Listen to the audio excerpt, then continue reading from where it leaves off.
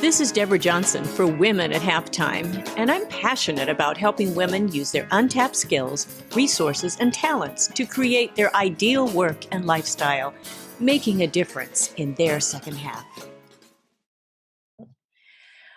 Wow, it is great to be here. I have a wonderful guest today. I am so excited to be interviewing Gun Denhart. And she has a wonderful entrepreneurial journey as well as philanthropic. That's the area that she's in right now. She has created enough to be able to now really give back. Before we get going, I'm going to announce our Learn Music Again is now rolling. And you can get a lot of free downloads at learnmusicagain.com and free sheet music, free MP3, and a new video course. If you want to learn piano again, if you've played before and you want to get back into your music, not just piano, but also voice, check that out. I love to be able to give away enough free things to kind of get you hooked again. So I want you to add that music back into your life. It lowers stress. It just adds so much to your life. And it's so much fun. A lot of people need that right now. So enough of that. We are going to get to our interview. Thank you for being with me today, Gun. Just appreciate that a lot. And I'm excited for our time together. So I'm going to start out. I read a little bit of your bio because I love to start out personally. You raised 3 sons. Okay, so we have that in common. So even though you're from Switzerland Sweden, right? Sweden. Thank you. And then you started this amazing business while having those 3 sons. What was that like, even as you were starting, kind of looking way back? Well, actually, I only raised 2 sons. Okay. One of them is a stepson. Okay. I lost my voice here in the morning. It's okay.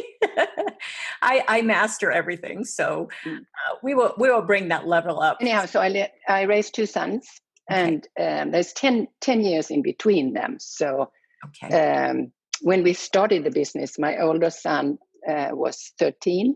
Okay. And my younger son was 3. Oh, wow. So it's, and the younger son, Christian, is the reason why we started the business. Oh, okay, great.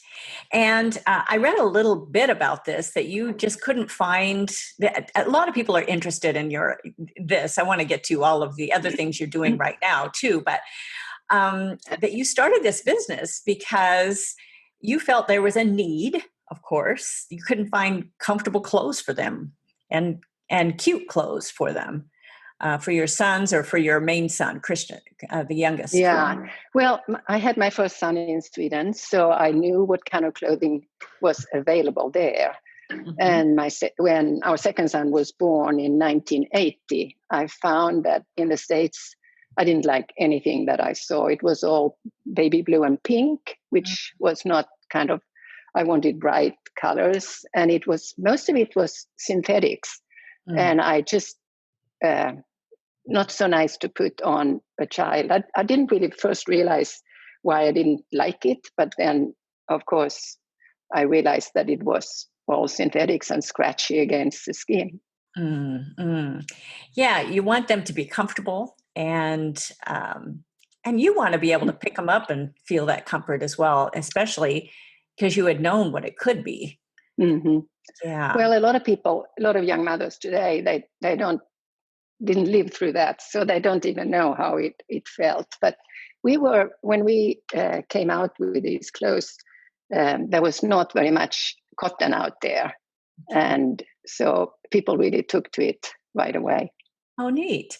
And I'm sure you had some huge obstacles even getting to the place of being able to manufacture and all of that, being able to find the right materials. And but you had come from Sweden. Is that where you kind of went back to, finding the right materials and everything else? Well, we didn't find the materials. What we found was a vendor that made the clothing for us. And actually, when we started, so I had been an area financial manager. My husband so we started the company together. My husband had been in advertising, making television commercials. So we had no experience in clothing at all. Okay. And when we went back back to Sweden for the summer in 1983, I called different vendors who were making high-end, high-quality cotton clothing. Mm-hmm. And it turned out that not too many people wanted to talk to us because, we came out of the blue and didn't seem like we knew what we were doing. But there was one guy who was also new in his job, and he took a chance on us. Mm. And we worked with that company as a vendor for 25 years. Wow. And that was probably really good for him at that point for all those years. It was good for both of us. Both, it suddenly, yes. At that time in Sweden, there were a fair amount of company doing clothing, just like in America. But then, it was all transferred to China and India and more low-cost countries. Yes. But they hung on there for 25 years, long before many other ones went belly up. Oh, that's really neat. All it takes is one, doesn't it? I mean, just one to give you a little bit of a chance. Yeah. And a lot of people quit before then. That's you can't quit. You can't. I mean, I don't know how long that took, or if you remember how long that took. But it didn't took a few days. Yeah. Oh, that's nice. Well, so we were there, and I started to call. There was no phone book that you could look up and see anything like that. So I just started to call around, and it turned out that the vendor that we worked with was half an hour from my parents' home in Sweden. Okay. And so that made it really, really easy to get to the factory. And I spent a lot of time there over the years. Oh, that's neat. So, to be able to, and it was familiar territory there if it was close enough, to your parents. So, well, that's nice. Yeah. So, but from there on, I mean, we had thought about starting a business, and I wanted to have a business that has something to do with Sweden. So I had a reason to go back, and we thought about importing Swedish water, and that fell by the wayside, and it was later done, actually. So this was just one of many ideas that we had. So, but once we were ready, once you've had a baby, it's not the first thing you do to start a business. But right. Once we were ready, when our son was 3, the time schedule, you said it must have taken a long time. Yeah. We went to see this vendor on August 8th. Mm-hmm. We sold our house in Connecticut at the beginning of September. We packed everything up and moved to Portland, Oregon to start the business. And we were here the beginning of November. And we had already a catalog produced at that time. And we had bought the inventory, and we were ready. So it just took a few months to get from an idea to actually start to do it. Now, did you bootstrap it, or did you get financing, or you were in the financial field? So I'm assuming that you were able to have some very smart decisions there. Well, I was an area financial manager for a language school, so I understood about the importance of money. Yes. We did what many financial advisor would have said, don't do that. So we sold our house in Connecticut and put half of the money into the business, and the other half into a home for us. Okay. Well, it paid off.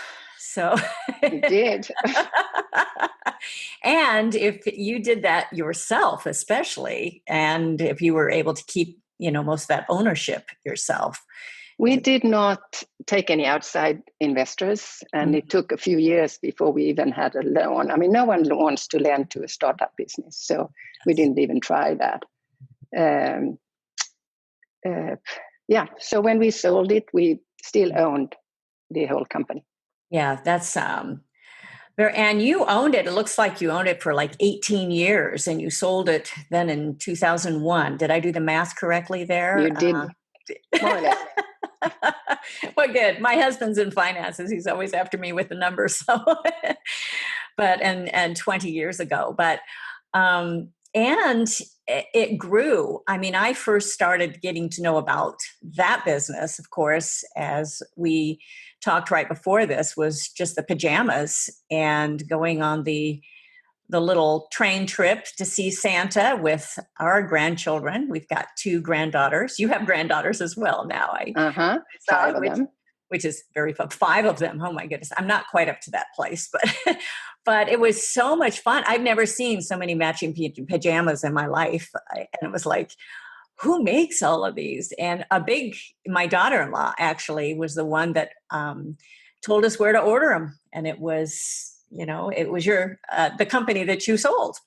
Okay. So those pajamas that you bought, we had those in the very first catalog. Wow, that's amazing. So, and they're very comfortable. I mean, I'm sure they've kept the, all of your mission, because they're extremely comfortable. They fit very well, and really fun. And that's an area that when our kids were little, 3 sons, small, we didn't have that train trip to go see Santa in the Grand Canyon. And, that's where we went. At least I know they have a number of those, but it was really fun, really fun. So, right.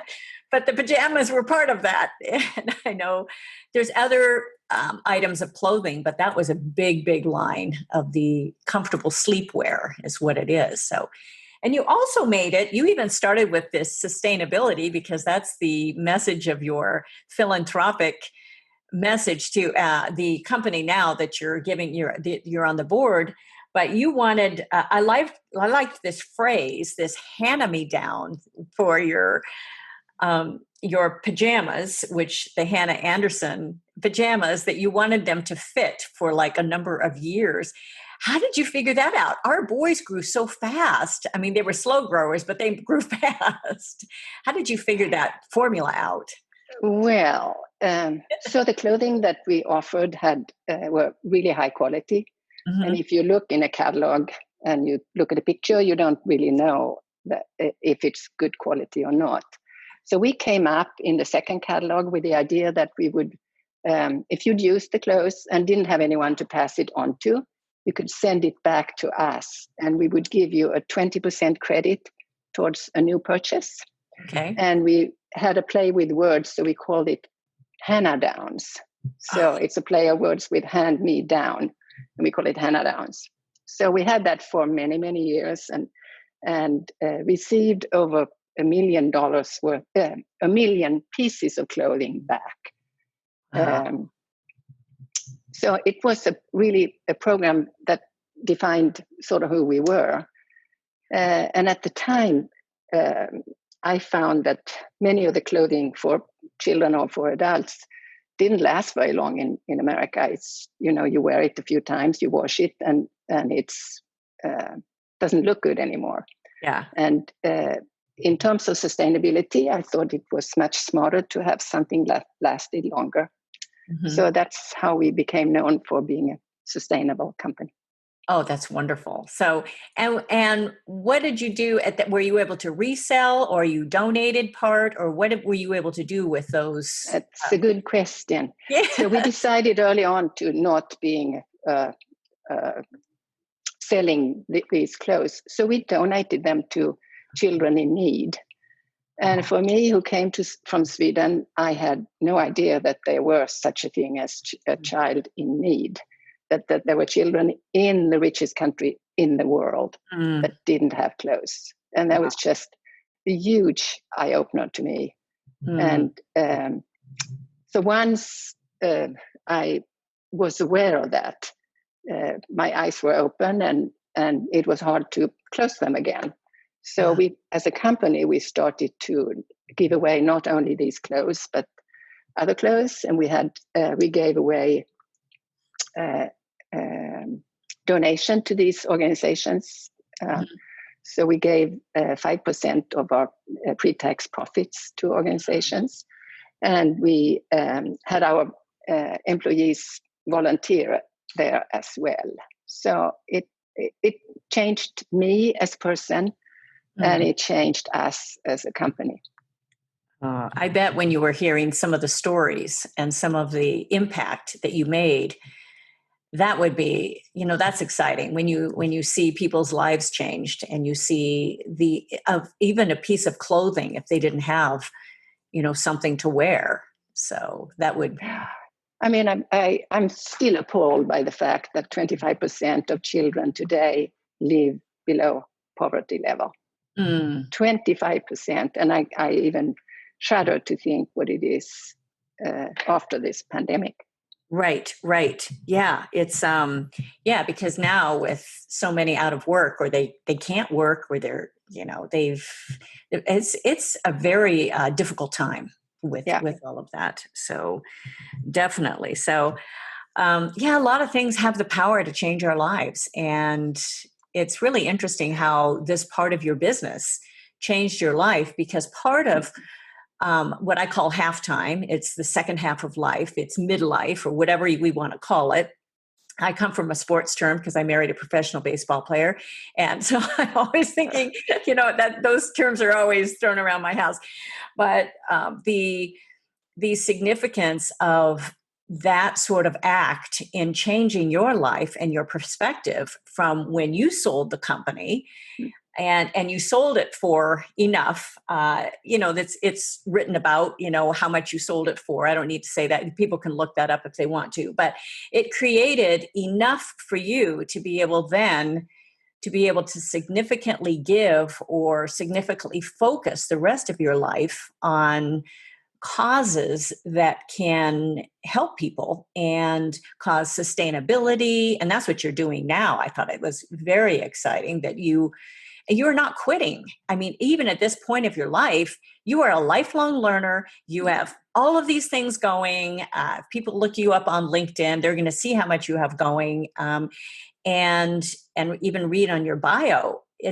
That's very inspiring. That's the way I want to always be the rest of my life. I don't want to quit until my kids put me somewhere, say, okay, you need to quit now. I want to tie back to what you're talking about, halftime, because this was really my halftime, because I was 38 years old when we started the business. Oh, wow. Yeah. So it was a completely different career than I had before. Okay. See, that's really exciting, and that's very inspiring. I think that should inspire a lot of people that you can't give up.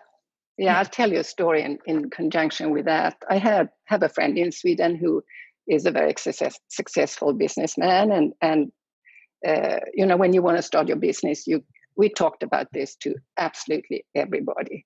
So when I talked to him and I said, "What do you think?" One of his comments that he said, "Well, I think you're too old." Oh, wow. Yeah, and that stuck with me. I was going to show him I wasn't too old. I'm glad you did. Yeah, so I hope that could be an inspiration for people who are 40 and say, of course you can start your own business. Of course. And officially, halftime does start. At least if you look it up on the internet, it's age 40. But usually people start thinking about it more when they're about 45, 50, getting close to 50 and above that. But there are a lot of people in their 60s that are reinventing their life as well. And many businesses have started at that stage of life. And some are now finding themselves in that position of just having to completely reinvent. So those are very inspiring words, Gun. I'm really taking those to heart as well, because you really have to believe in yourself as well. You have to get beyond those words and say, I can't take those to heart. So yeah, I also want to mention that I didn't start it on my own. I started together with my husband. Yes. And the good thing was that we had very complementary and not overlapping skills at all. Great. So he knew how to create the catalog with a soul, and I knew how to organize things and keep track of the money. And you need both. Yes, you really do. And many don't realize what a gift that is when you have, like my husband is a type A, more of the athlete, but he's a deep thinker. I'm a doer. I'm an introvert, more of the introvert. I'm an intentional extrovert, actually. If I get on a stage and I'm good. But we are different that way. And he's got that financial end. I've got a lot more of that creative end. So, but putting those things together, finding some sort of a partnership that will work with you. That's, I think it's wonderful that you give him a lot of that credit. I mean, you got to market. You have to market. So that's, sounds like that's what he was doing. Yeah, no doubt. I mean, my biggest fear was that, not that we would fail, but that it would ruin our marriage. Oh, yeah. It's happened many times before that you quarrel over money. Yes. You have to just decide it's not going to get in the way, and hopefully have the communication skills to get through that. Mm-hmm. And that takes, people don't know how to talk anymore almost too, they'll lash out or whatever, but that's a really good point, especially with a spouse. It's tough. Yep.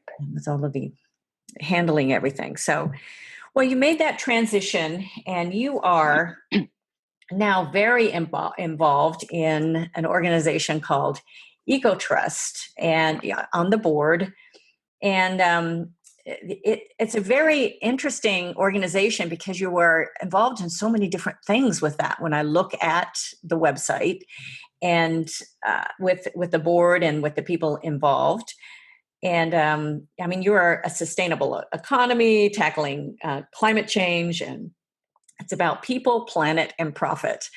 So, when did you join with this? Because you do have other things going as well, or is this the main philanthropic area that you're involved in? I read a little bit on LinkedIn, but it was hard to tell everything that you were. I'm all over the place. I figured so. You're not going to be. You're just not brag. You don't brag about everything you're doing. And I knew this lady has a lot going. So, yeah.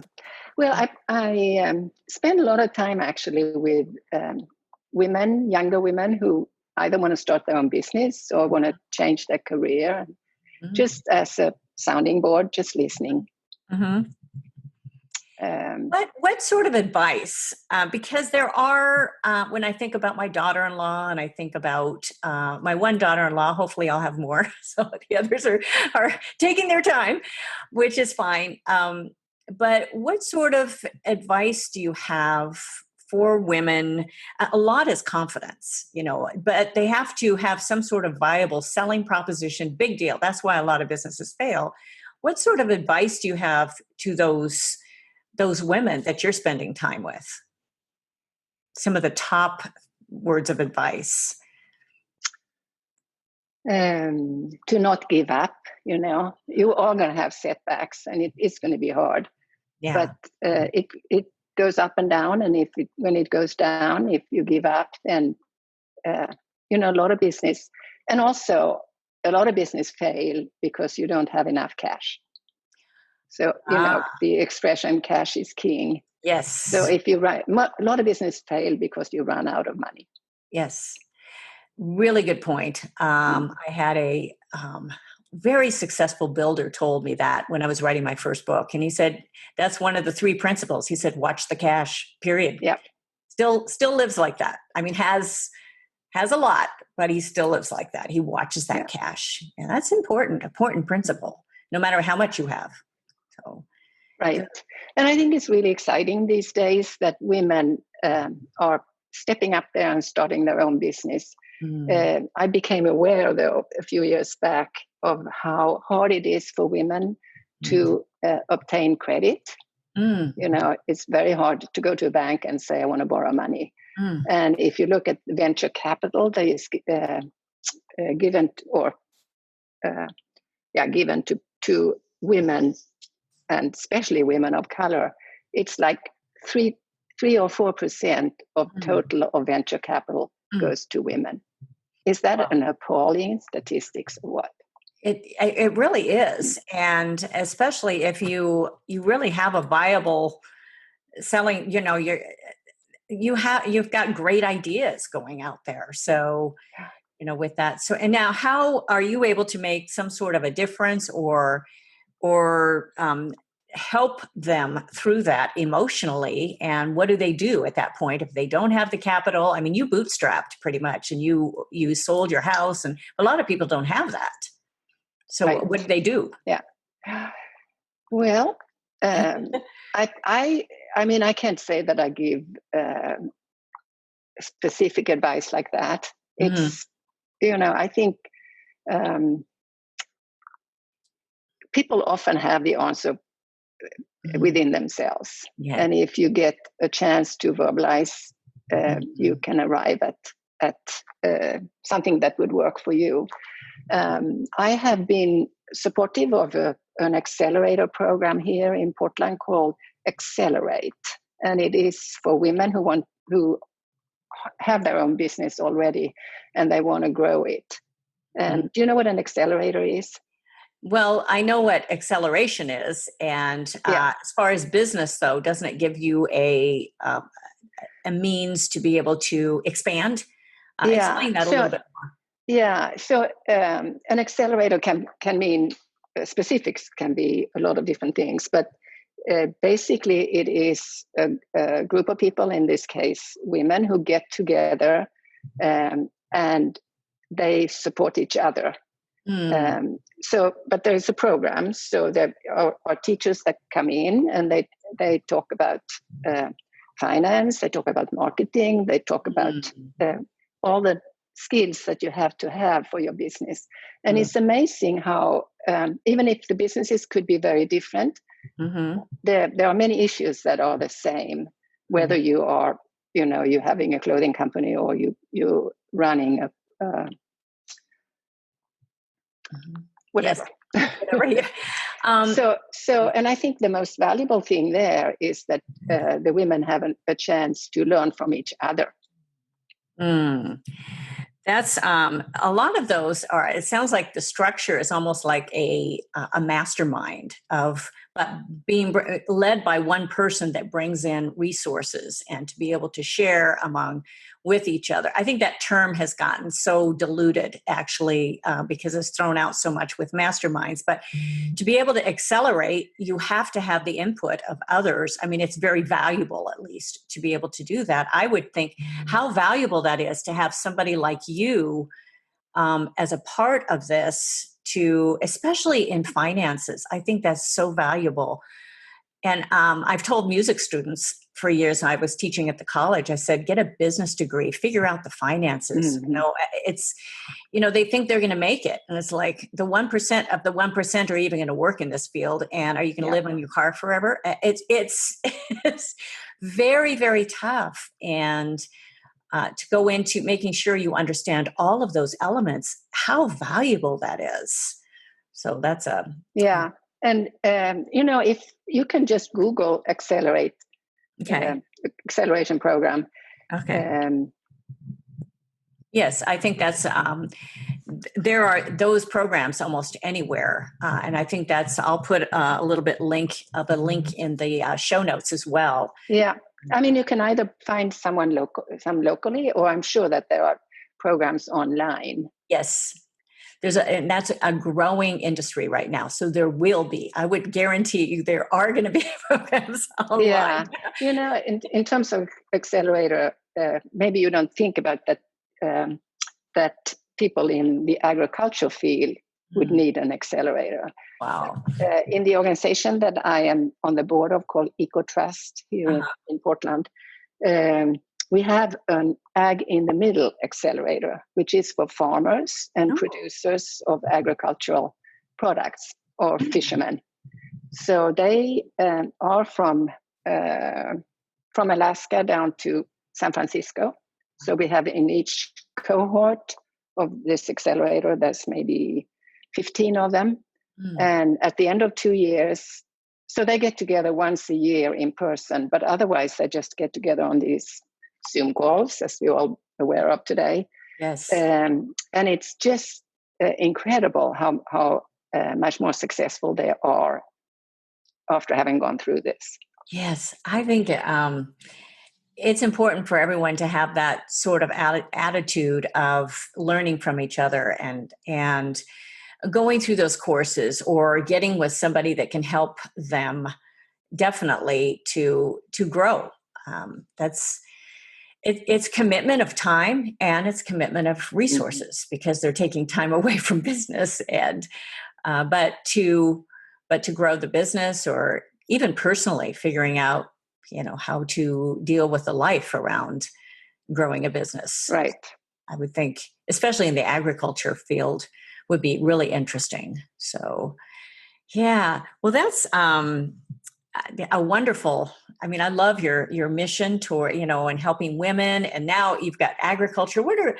You've got some other steps that you're going through, or other little areas that you're kind of tackling with this. But I love the emphasis that you've had on helping those accelerate their business, and I think that's um, a very strong message for today because you're finding people discouraged as the economy shut down and then it's being shut down again. And how are they going to even Mm. survive?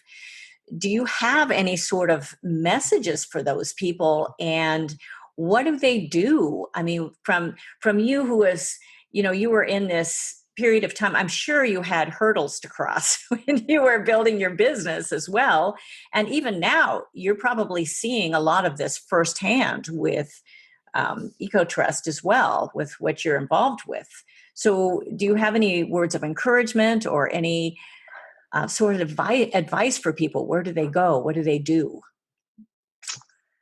Well, I mean, you know, the country is full of small businesses, and Yes. we are seeing that many of them are suffering at this point. Hmm. And in Oregon here, we've had a lot of people creating um, ways to ask the state government to help and support small businesses because we can't just afford as a state to have them not be here anymore. Right, Uh, right. To kind of keep them. yeah. So, yeah, yeah. So finding some way to get some help, um, and just finding creative ways to work as well. I think, and we have a country that's based on we can start our businesses. We've had that freedom to be able to do that and to grow our businesses. And I have a home office, so that I've worked, and then working remotely, I've had that pretty much set up. So all of this wasn't as much of a shock for me, although I've Mm. expanded my online training. It's just given me the chance to do that a lot more. But a lot of people they're lost. And technically they're just scared. They're wondering, okay, how am I going to keep up? So, and what sort of advice do you give to those women? Do they need all of that, or they just need more help in that sort of area? Well, it's really hard to give advice as we are just right in the middle of it right Yeah, now. exactly. Um, I mean, this too shall pass in some way. And then the question of what it looks like on the other side and Yeah. how what we can learn from this. Yes. Because in a crisis that we are in right now, there is also an opportunity. And an opportunity to change the many of the business models that we have. And one of the things that we've discovered through Ecotrust is how vulnerable our food system is. Hmm. And I'm sure you heard that they had to dump a lot of milk in the Midwest in some farmers, or that many of the slaughterhouses have been shut down because people have gotten the virus there.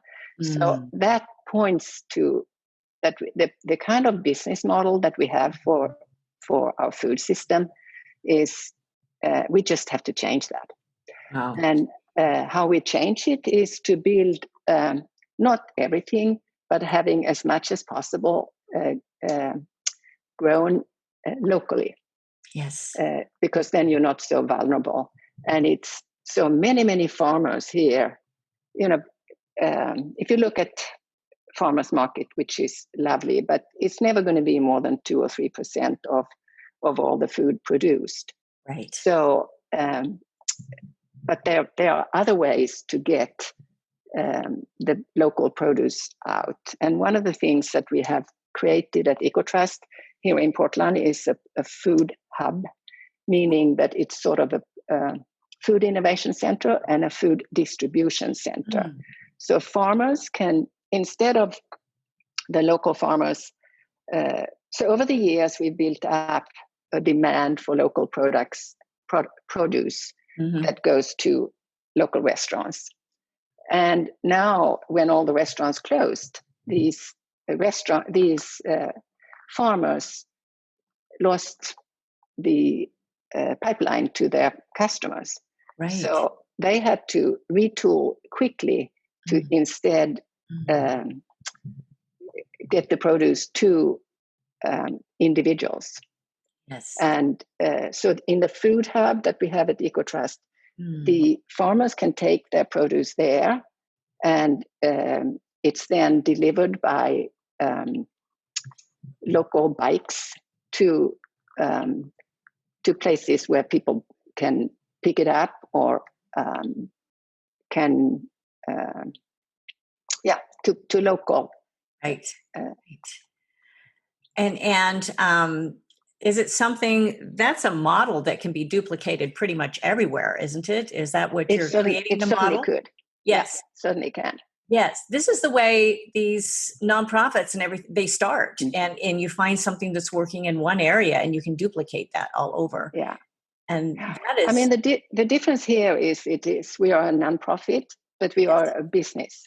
So this is a business that has to make money just like any business. Yes. But it is helping local farmers get their produce to market.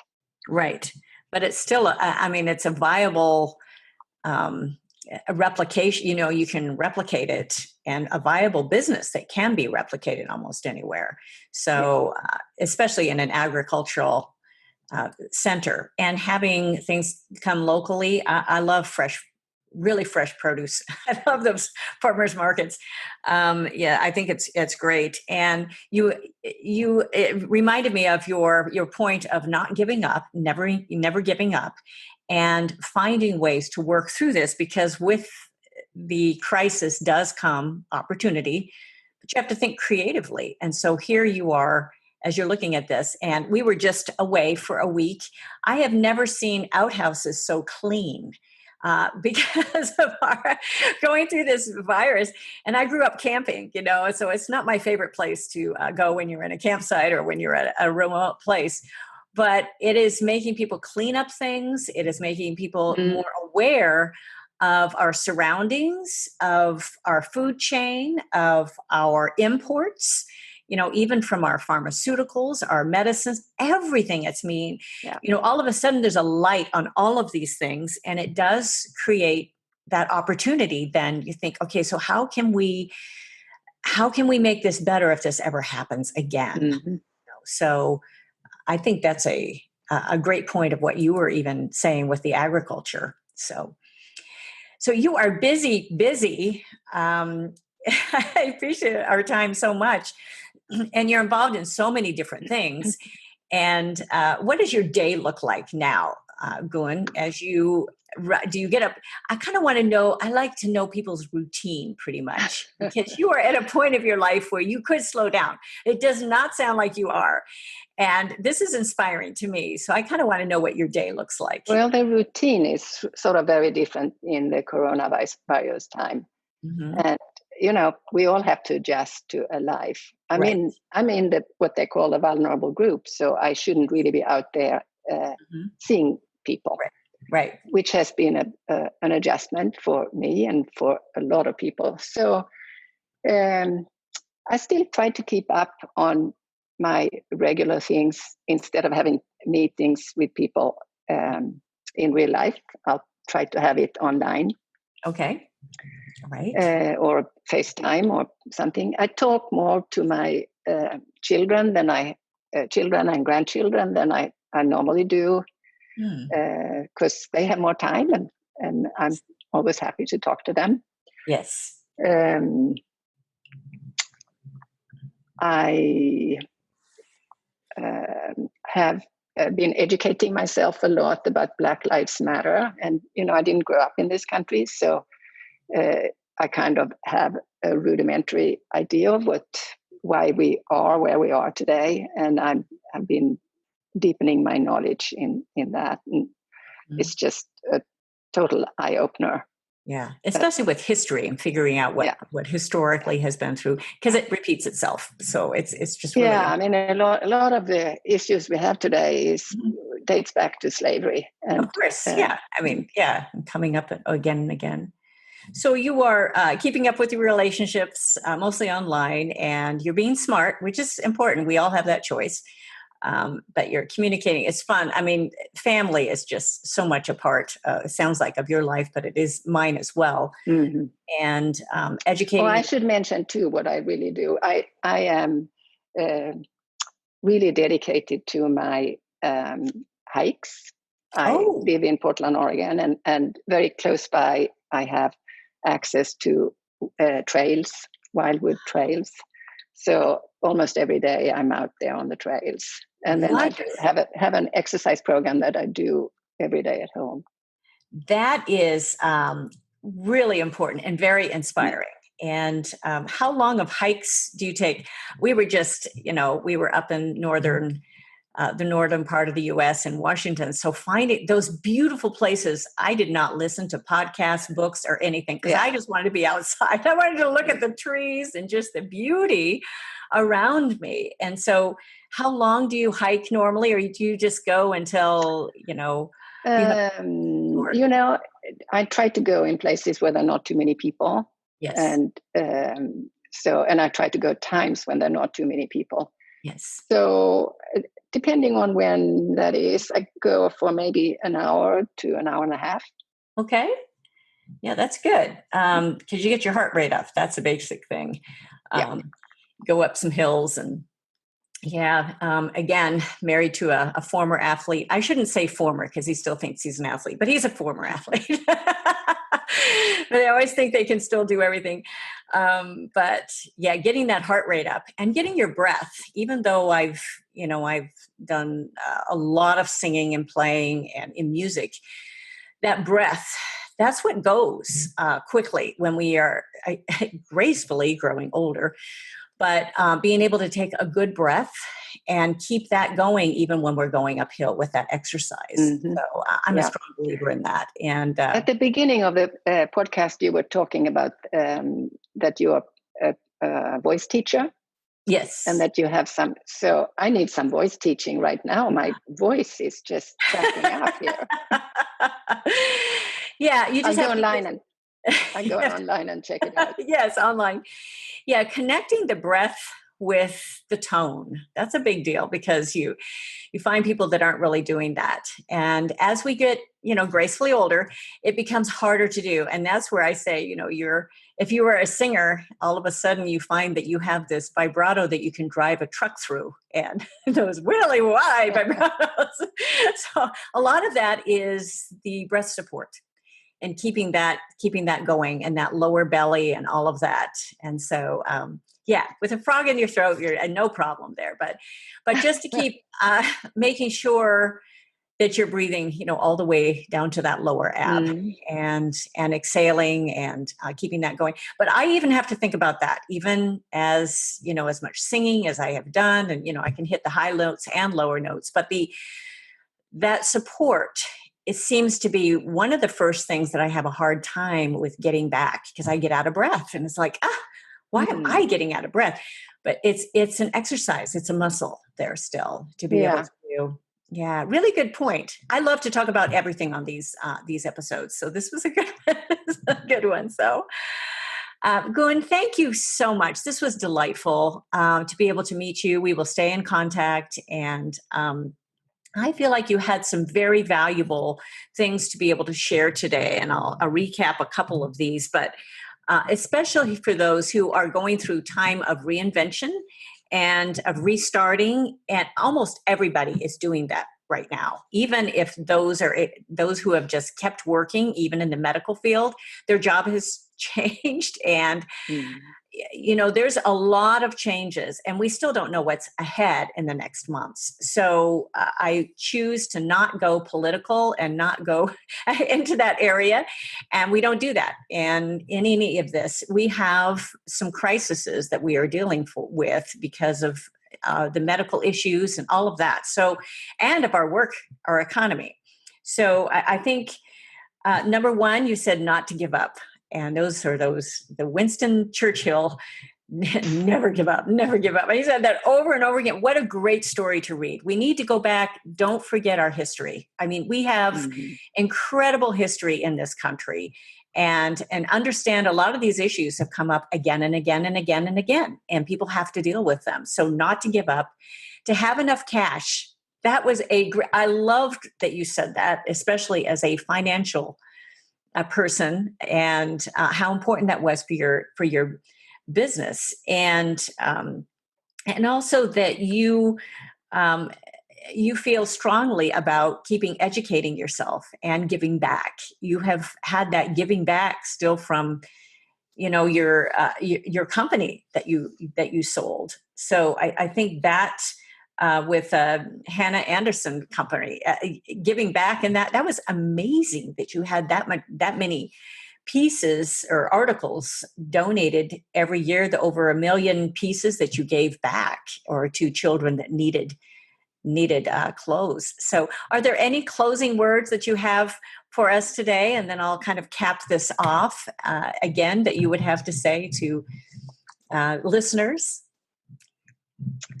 Well, I really have enjoyed talking to you, and my advice would be to keep listening to your podcasts. I love that.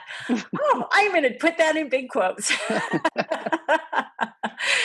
This really has been delightful. I love speaking with entrepreneurs that have had their own. You are an entrepreneur, still are, and someone that is now living this part of your life with significance and with still a mission, and you're growing. We can't quit. No matter what time of life we are in, we cannot quit. So really, I'd like to thank all the listeners for staying with us all the way through, and just to remind you that please, as you listen, subscribe so you won't miss a single episode. And every week is a little different. My husband and I are on together once a month, and I usually bring in a guest once a month, and then I speak about a couple different things, really with women at the halftime of life, and all the issues that we are dealing with. And next week, we have an episode I've entitled If Then to If When, how to turn that. Because one is more of a positive word. That if when says, okay, when we are going to do it, not just if then, if I do it.